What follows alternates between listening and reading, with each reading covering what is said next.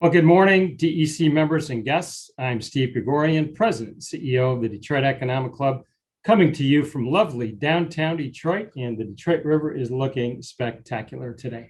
A couple of quick announcements before we get started. I always want to take a brief moment to thank the terrific DEC sponsors for the continued support of our mission, and you're seeing them on your screen. And I want to thank you for continuing to support the DEC with your membership throughout this pandemic. On a programming note, May and June at the DEC, I think we've got something for everyone. Next week, we're going to host the PayPal CEO, Dan Schulman. And in June, we've got the Mayo Clinic CEO joining us. And in between, you may have seen your email today. We just announced an event May 26th with our beloved Detroit Tigers. You also already know how important it is to the DEC that high school and college students are included. And today we want to say welcome to students from Cornell University, Wayne State University, Schoolcraft College, and the following high schools: Dakota, Southeastern, Hazel Park, Riverview Community. And yes, I saved the very best for last, students from my alma mater, Albion College. So go Britons, welcome to all of you students. The DEC, we've got an incredible history of speakers, and our speaker today joins a distinguished list of 12 others who in our 87-year history have addressed the DEC on this day, May 12th. That list includes, in 1952, we'll see if Ed has heard of this guy, American aviation pioneer James Kindleberger. In 1976, we were honored to host U.S. President Gerald Ford. And in 2003, Secretary of Health and Human Services at that time, Tommy Thompson. And today we're pleased to add Ed Bastian as our 13th speaker, on this day in DEC history. We were certainly honored to host Ed in 2017, and you see him on your screen at the DEC in 2017. We do this so we can see if the pandemic has aged Ed. I think he's looking pretty good. So Ed, of course, is the CEO of Delta Airlines, which has a very strong presence right here in Detroit. In February, Delta was named the world's most admired airline by Fortune magazine for the 10th time. Ed's a 20-year veteran of Delta Airlines and was named CEO in 2016. Before that, Ed had successful stints with Frito-Lay, Pepsi, Acuity Brands, and began his career at PwC. Ed earned a bachelor's in business administration from St. Bonaventure, go Bonnies, and we are so pleased he carved out some time out of his busy day today joining us from Atlanta. So let's say hello and welcome Ed back to Detroit. Hello, Ed. Great to be with you, Steve. Thanks for having me back. It's a great list of people to be speaking on May the 12th. That's great. Thanks. Well, Ed, let's start at 60,000 feet. Sorry, that's a bad dad joke, my last one. But let's start with a couple of questions on the industry and Delta. But before we do that, I want to start, though, by congratulating you and your team on today's big announcement. So tell us the good news. Well, today's a great day for all Delta people, and I want to thank all of our customers, include everyone that's watching this and participating today. But J.D. Power named Delta the #1 airline in North America amongst all airlines, and it's the first time we've won that award in a while. We've been runner-up a number of years, but for our people to have been honored by our customers as the #1 airline in arguably the most difficult of circumstances any of us have ever experienced in travel is a real testament to their courage, perseverance, and could not be more proud of them. Could not be more honored to serve you all, and thrilled as we start to see travel alerts starting to come back. That's a terrific accomplishment. Congratulations. So Ed, your industries, you've been through crisis after crisis in the last 50 years. How is this one different? And maybe give us a snapshot of what Delta has been through during the pandemic. Well, this has been the big one, no question about it, Steve. And I'll touch wood while I say that, because I hope there's not another bigger one yet to follow. We went from our all-time high in 2019, record-setting revenues, not just for Delta, by the way, for any airline in the world.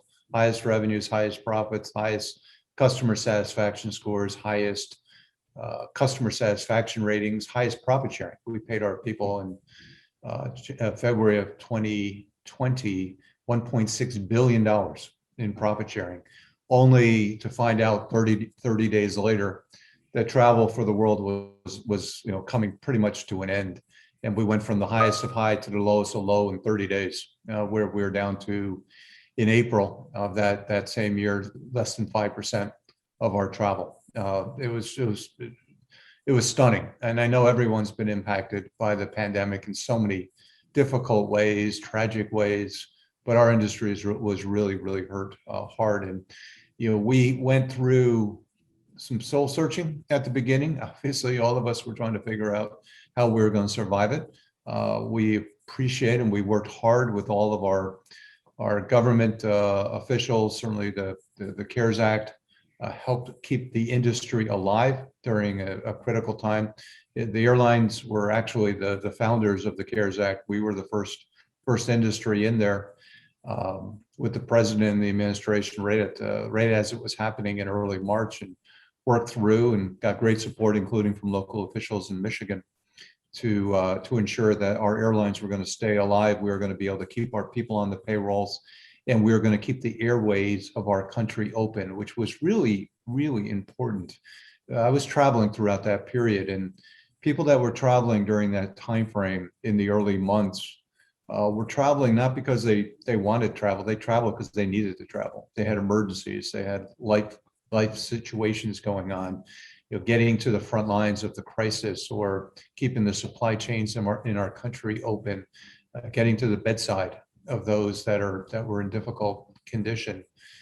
So many losses, and it was really a moving time to travel. Even though there weren't a lot of people on the planes, there wasn't a flight that I wasn't on that people stopped me and thanked me for what our team was doing to keep travel alive in our country, because they needed to get there. It was the only way they could do what they needed to do. So it was an incredible year. We got through it without having to furlough a single employee, got through it without having to cut the pay of our people. And we're now at a point where we're really starting to look forward to the return to travel for the summer. Well, thanks for all you and your team did for being there for us. So Delta received some well-deserved kudos for a decision you made to block middle seats. Talk about that decision.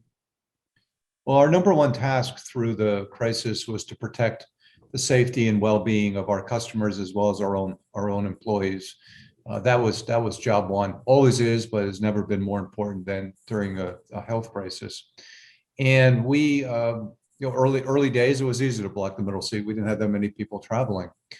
But as we looked to restore travel and confidence in travel amongst our customers, we knew that distance was an important element to the restoration of that confidence and safeguarding their space.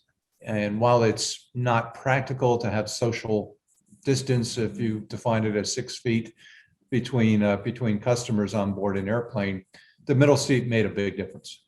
When you couple that with the high quality filtration systems we have, the mask compliance that we enforced starting the beginning of May and required it on our planes, and the cleanliness standards, I've given our team the instructions to ensure that every plane as it's rolled out is factory fresh from a customer standpoint, and they've done that. The clean appearance and the standards of wellness resonate throughout our brand and our airplanes, as well as our airports, more than ever. And the middle seat was a big part of that, and it gave our customers the confidence to book their travel on Delta, knowing that they're not going to be sitting in a crammed airplane, and gave our people the ability to actually serve our customers with a renewed sense of confidence. Our people are so there were so many heroes to the pandemic. Our people were heroes going out into the line of danger, serving customers when authorities were telling people to stay in place and stay at home. So it had real resonance. And as we continued to do it, and as others fell off and decided that they were going to sell the seats, we knew it wasn't a question of safety. It was safe to sit in the middle seat. If it wasn't safe to sit in the middle seat, it wasn't safe to sit in any of the seats, candidly.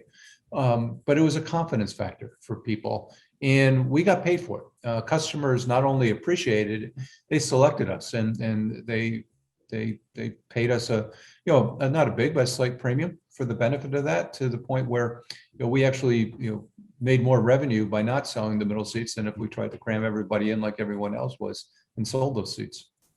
I think confidence is the absolutely correct word, because as a customer, I was very confident getting on a Delta flight. So thank you for that. Let's talk about return to travel a bit. It really sounds like people are chomping at the bit and making some serious leisure travel plans for this summer. So are you surprised at the speed of return to leisure travel? And then also, can you give us some thoughts on the return of business travel? That's a big piece of your revenue. I'm not surprised, Steve. We said all along that it was going to take a vaccination, a cure for the disease that kept people safe and inoculated. That was going to be the key determinant when people started to travel. And we have seen, as the vaccination rates in our country have picked up, through the spring, that's when people have decided to book their plans, not only to travel currently, but to book plans to travel in the spring and summer coming up. We've seen the bookings, the reservations that we're taking more than triple from the start of this year to current time. And that's in direct correlation to the confidence people are having that they're feeling safe. We're sitting right now with about, at Delta, as a proxy, about 60% of our people have been vaccinated, fully vaccinated. And that kind of mirrors where the country is. About 60% of the adults in our country have at least one of the shots. And as a result of that, you're seeing the infection rates really coming down into the low numbers. Our doctors tell us that once we get to case counts of below 10 per 100,000, and we're pretty close as a nation, I think we're right now around 12 or 13, that's when we're going to be in the green zone completely. And we're rapidly moving there. I think over the next few weeks we'll get there, and we're there actually in many of our big cities, big markets already. So no, I'm not surprised. People need to get on with their life. They got to get on with their business, get on to seeing your family. I'm glad to hear you're going to go see your mom. There's so many life events that have been put on hold. Weddings that were canceled that need to be scheduled, trips that need to be taken. Children that need to be entertained, just an escape from the monotony of the year. And we're blessed in our country. We're a big country with a lot of great things to go. International will take longer to come back, but the U.S. travel, I think this is going to be a robust summer of travel for the U.S. and we're going to do a great job keeping people just as safe as they were during the pandemic. That's great. Talk about business travel. What are your thoughts? Business travel is going to follow consumers. This is a consumer-led recovery in our industry. And as consumers lead the way, businesses are going to start to follow in suit. First thing we need is businesses to start opening up their place of work. And we need to get off these Zoom calls and get back in person to do this, which I'm really looking forward to. Hopefully you'll have me back soon. I'm looking forward to coming up to Detroit. Here at Delta, for example, we're opening our full campus in June next month, fully. I've been in the office throughout the pandemic, but we'll be 100% open next month. And I think as every day goes on, you're hearing more and more companies announcing their reopening plans and strategies, because business travel is driven by people going to someplace to see other people, going to see a customer. And if their place of work is closed, it's pretty hard to have business travel. I think you're going to see the latter part of the summer, early fall, business really start to move rapidly. Today we're at about 25% of where we should be on domestic business travel. I would be surprised if we're not at least at 50% by the latter part of this year. So I think it's really going to start to pick up fast as Labor Day occurs, and most companies have got their headquarters open. Most companies' employees have already been traveling. It's not as if it's, people think it's unsafe to travel. They're already out there traveling. We see them every day, and companies are going to start to follow suit. I want to switch and talk a bit about the customer's experience, which I know is huge to you and your team. And I've learned that you continued to travel every week during the pandemic. So tell us about your personal experience traveling and what have you learned? Well, in the early weeks, there was a lot of anxiety. I won't lie to you. Certainly having the fact that you'd be on an airplane with maybe 10 people was very unsettling. It was necessary we fly those flights, but it was very unsettling. We've gotten to a point where the next The next stage, as people started to return, there was more confidence people were seeing coming back into the airways. And I was watching all the time, and the great job our people were doing, really welcoming people back in to travel, even people that have been road warriors for years. The first few times in, there was an unsettled experience. There was a lot of anxiety in getting people confident and letting people know it was okay. People were trying to figure out what had changed. And the experience actually was fantastic. Our customers rated us, as you saw with the JD Power Award today, but we saw over a 20-point increase in our Net Promoter Scores as a company from where we had been. Highest scores in our company's histories by a large measure, primarily because of the care and the attention everyone was taking to the travel needs of our people. And then as the holidays occurred, people started to get back in, and spring breaks now occurring, more and more people are, but we always had that middle seat open, so it was always still a more the cabins were in a more controlled setting. Now that people are back and the cabins are starting to fill up, it's interesting. I was a little concerned that people felt we were, maybe going backwards on some of our practices by selling the middle seat. Actually, anecdotally, a lot of the feedback I received from customers that were traveling then said, well, you guys held on to the right time. You waited until we could get vaccinated. You waited until the disease was in a contained state. It feels good to see people together again, flying as we've always grown up flying, and getting back to some sense of normal. So there was something to that was okay, it's ready to go. Blocking the middle seats felt like we were still in the pandemic phase. Selling the middle seats really gave people the confidence, okay, we're on the return now. Are you flying undercover? Do people recognize you when you're sitting there? I usually fly in coach. Most of the time I'm in coach. I can't go under, even with a mask, people find me. So no, I enjoy it actually. People, first of all, our staff always know me. Customers always know me. They'll take pictures, they'll give me comments. They're usually surprised to see me sitting back in row 33, where many times I am, wondering why I couldn't get a better seat. And I tell them for the price I pay, which is nothing, that I'm lucky to get a seat. But I enjoy the interaction. I enjoy the experience, and it's good to meet people. I tell people it's kind of boring up front. The back is where the action is. That's great. Or they'll see you on the video too, and that may turn some heads, right? Yeah. Well, they see me. I can't hide. I was at a dinner last night. I was telling a story with I was traveling a few years ago with my youngest daughter. She's a teenager, and we were sitting in a row of 3 people, and she was in the middle, and the customer was on the window, and I was on the aisle. And this customer, kind of didn't even notice us sitting, taking our seats towards the end of the flight. And she was reading the letter that I put in the magazine, though. She was in the middle of reading the article while we're sitting next to her, and she didn't even notice that we were sitting next to her.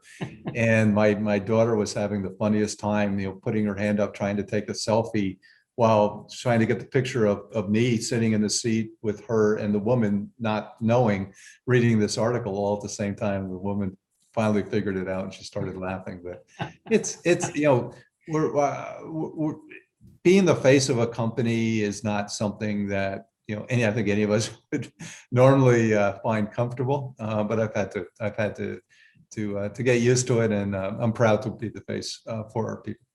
Yeah, I want to talk about issues that maybe make you comfortable or uncomfortable, and that's corporate response to societal issues, which is receiving lots of attention. Some people are applauding CEO commentary, and others are not so happy. So in your opinion, Ed, what's the role of CEOs of major companies like Delta to weigh in on some of these important issues? For example, the Georgia voting law issue that was so red hot a few weeks back. It is an uncomfortable place, Steve, and it's not something that any of us have grown up learning to do or learning how to do. We've been trained growing up to keep out of the press on issues that like that. You know, we want all of our customers to love us. We don't want to upset anybody. But as the world has become, you know, maybe a bit more divided, as the confidence in the political leadership, not just in our country or states, but around the world, has waned a bit, and people have been, you know, a bit unhappy with what's happening. You know, companies look and people, you know, customers look for other you know, individuals just to give their voice to an issue. And I think something that we've seen over the years that continues to grow is people, you know, have relationships with brands that mean something to them. They have values that they support. The customers of Delta, you know, understand who we are, the brands of service and taking care of people. And they want to know how we feel on topics. And you've got to be careful that you don't speak on issues just for the sake of speaking. I have no interest in being a political activist or social activist, or I have no interest in talking ever.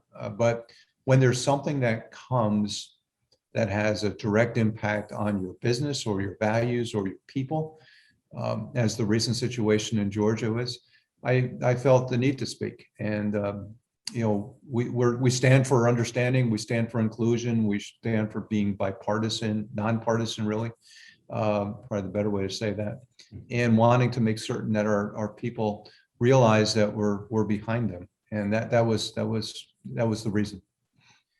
Thank you. Let's stay on your leadership style for another quick question. I know how important your employees are to you and to your culture. And you often use a marathon analogy when talking to and motivating your team. So what's it been like managing your thousands of employees during the pandemic? Well, it's been you know, it's been a marathon, maybe a few marathons that we've run over the course of the year. You know, in the early days, everyone was scared. I was scared. You know, we didn't know what was happening. We didn't know what the end looked like. We didn't know that it was going to take, that we're going to have the miracle, the vaccines that are as highly effective as they are, happen as quickly as, and it's just an engineering miracle that our biotech community, we should all be proud as citizens in our country that our government has, you know, stood up and funded, and the companies funded the research and made those vaccines come to life as quickly as they did. But we didn't know at the time. All we knew is that there was a lethal, microscopic, invisible virus that was attacking us, and we were seeing people die as a result of that. So we needed to keep them encouraged. We needed to let them know all the things we were doing. I wound up going to video myself, technology, to speak to our people from the first days of the pandemic back in March of 2020. On a weekly basis, you know, sometimes more than every week, just understanding, just talking, answering their questions, letting them see me. You know, they couldn't see me in person. I couldn't be out there. I love being with my people, but just letting them see the body language, the pain, the uncertainty. It's very difficult for leaders, for business leaders, to tell people you don't know for the questions. And there were a lot more unknowns than there were answers. But it's never more important to let them know that you don't know. There's something that creates the commitment, the passion that we're in this together, the authenticity, not trying to put a brave face on something that's really difficult. We had confidence we were going to get through. I never doubted for a second, and always told people we were going to find a way, but I didn't have the plan. And we needed to all work together to create the plan. So as a result of that, there was a spirit of togetherness like never before. And it was a bit of a paradox, because while we all needed to be separated, and many of our people took months and months off without pay, which saved the company a lot of money, and I'm so thankful for them for doing that voluntarily. We stay connected, you know, through the journey. And as now people are starting to come back together, back in person, seeing the return of travel, we know that we're nearing the end of the marathon. We still have a ways to go, right? So we're only about 50% of the way back on demand and revenue at the present moment, but it's coming, and it's coming quickly, and our people are doing a great job, you know, being there for customers as they return.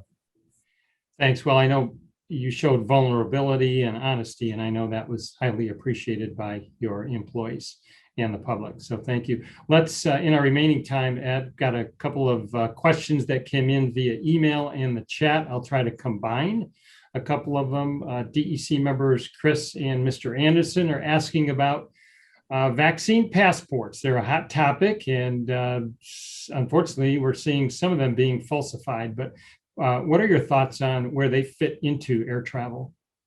My sense is they're going to be required to travel internationally, not by Delta, but by the international authorities. I get lots of emails from people saying not to require vaccine passports or vaccine tests to travel. The reality is it's not our requirements. It's the requirements to enter on a government by government basis. We're talking to the government officials both in the U.S. as well as in other jurisdictions around the world. Right now, the number one place we're spending a lot of our energy on is Europe, because that's the number one travel destination for most Americans, particularly as we're starting to approach the summer months. And we're working with countries, primarily those in the Mediterranean region, Greece and Portugal, Spain, Italy, that are seeking U.S. tourists. They can't go through a second year without U.S. dollars. It's such an important part of their economies. And going through what the requirements will be. And many of those countries have said that they will accept U.S. travelers for the summer to come in, provided those travelers are either vaccinated and can evidence that, whether it's through a technology source, which we're working on, or just demonstrating the card, I guess, showing the vaccination card, or a clean test. So they're not limiting it only to vaccinations, because I get questions from people. Well, I've been vaccinated. I want to take my family in, but my kids aren't eligible to be vaccinated. How am I going to get in? Well, you can have your kids tested. They're allowing a 72-hour pre-test in terms of getting into the country. And then coming back into the U.S., the U.S. is requiring tests to get back in. Just like they've done all, for the better part of this year. If you're overseas coming back into the U.S. So I think through testing, through vaccinations, people are going to be able to start traveling again. And it's going to build over the course of the year. Right now, we're trying to do it as efficiently as possible by having an open source technology platform. You've got a lot of different technology vendors out there with Clear and OpenPass and the Commons project. Mm-hmm. We're working with all of them to enable that technology to feed directly into our passenger record information, so that as a customer, when you travel on Delta, you'll be reminded on your screen, on your handheld, to pull up your vaccination record. It'll be already stored for you, and you'll get the green check mark, good to go when you arrive at your destination. Thanks. One last question, DEC member Michelle, what have you learned about the business that might stick around going forward? One of the most important things we've learned about the last year is the importance of wellness and resilience. Things that we as a society, not just the travel business, we as a society have learned to take our health for granted in too many ways. And so many of the things from the pandemic, while we're not going to be able to keep the middle seat block, for example, going forward, or hopefully someday we'll be able to take the masks off, hopefully later in the year when the pandemic really is in a much more, even more contained manner, we'll be able to take masks off to travel. But the cleanliness of the aircraft, the quality of the air filtration systems, the ensuring the labs, the airport environment is as clean as humanly possible. Maintaining that commitment, I said, to factory fresh when people board a plane, it's going to be really important. And it's especially important on Delta that holds itself out as having a premium experience for customers. So we're going to do everything we can. We're not cutting any of that back. We're going to maintain the surface wipe downs, the cleanliness of the filtration systems, the environment, so that people feel really comfortable and feel at home once they're on their Delta flight. And I've got a final really quick question from me. You deserve a break. Do you have any fun trips planned for you and your family? Oh, you sound like my family. I've been too busy, myself and Yeah. So one thing I'm going to do for myself this summer is go out west. We've got a place out in Park City, Utah, a small condo that I'll escape to hopefully for a week or two and get out into the mountain air and get a little bit of time away, a change of pace. I hope to get to Europe probably in the fall. I'm not sure I'm going to be able to get there this summer, but hopefully in the fall. And I'd encourage everyone to book your plans because prices are really good right now. But I can also assure you that prices are going to start to increase as demand continues to grow, and you'll be able to travel to Europe. I'm confident, certainly by the fall, and you'll want to get away, and whether it's going to Europe or going to the mountains, the beaches, going down to Florida, and they're all great places.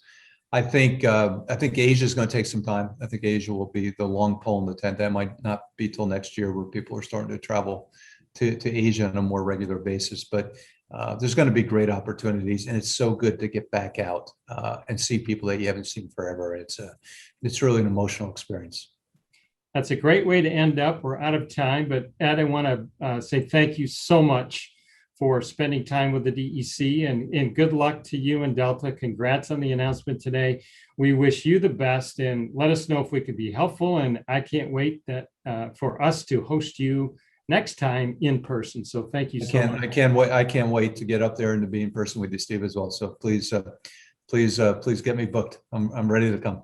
That sounds great. Well, thank you to your team, Ed, and to my team, and for all of you watching for continuing to support the DC.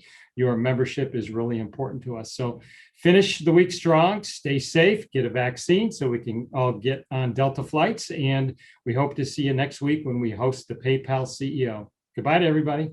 Take care.